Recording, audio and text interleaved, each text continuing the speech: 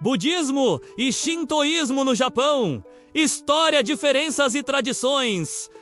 Konnichiwa, minasan, bem-vindos ao Omoshiroi Sekai, o canal onde exploramos as curiosidades, tradições e histórias fascinantes do Japão.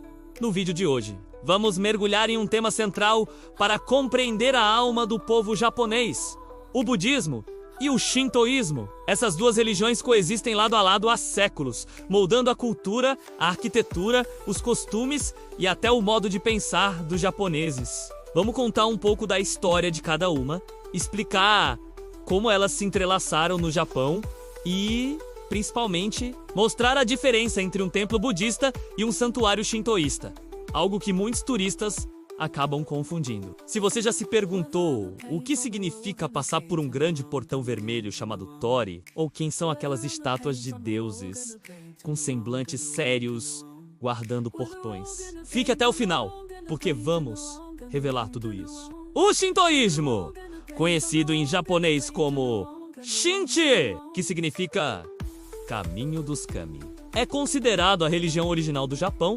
Não possui um fundador específico, nem escrituras sagradas como a Bíblia ou o Alcorão. É uma religião que se desenvolveu a partir das crenças populares do povo japonês na antiguidade. O shintoísmo é essencialmente uma religião animista e politeísta.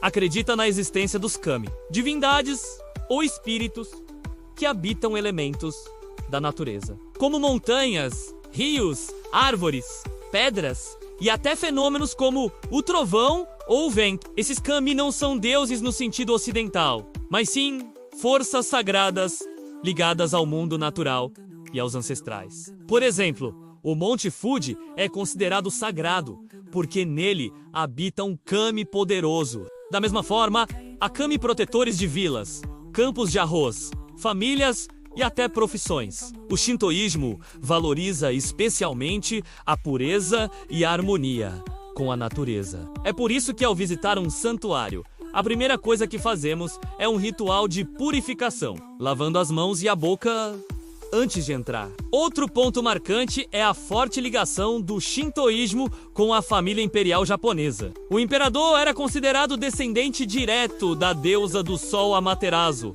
a mais importante divindade shintoísta. Essa conexão ajudou a consolidar a religião como parte da identidade nacional. Já o budismo chegou ao Japão muito tempo depois. Sua origem está na Índia, no século VI a.C., com os ensinamentos de Siddhartha Gautama, o Buda, que pregava o caminho da iluminação através da meditação, da sabedoria e da compaixão. O budismo se espalhou pela Ásia e chegou à China, depois à Coreia e, finalmente, ao Japão, por volta do século VI depois de Cristo. Ele foi introduzido inicialmente pela aristocracia, especialmente pelo príncipe S.H. Toku Taishi, que foi um grande patrono do budismo no Japão.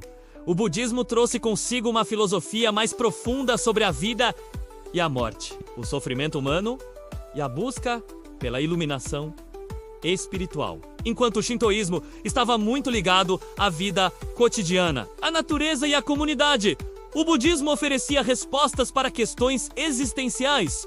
O que acontece após a morte? Como podemos nos libertar do sofrimento? Não demorou muito para que templos budistas fossem construídos em várias regiões do Japão, alguns dos mais antigos e importantes, como o Agahai de Inara, ainda existem até hoje. Ao contrário do que se poderia imaginar, o budismo não substituiu o shintoísmo. Pelo contrário, as duas religiões passaram a coexistir de forma única, influenciando-se mutuamente. Durante séculos, os japoneses praticaram ambos os cultos sem ver contradição nisso. Era comum um mesmo local ter um santuário shintoísta ao lado de um templo budista. Essa fusão ficou conhecida como Shimbutsu SHG, ou a união de deuses e budas. Essa convivência harmoniosa só começou a mudar no período Meiji, no século XIX, quando o governo separou oficialmente as duas religiões para reforçar o shintoísmo como religião nacional ligada ao imperador. Mesmo assim,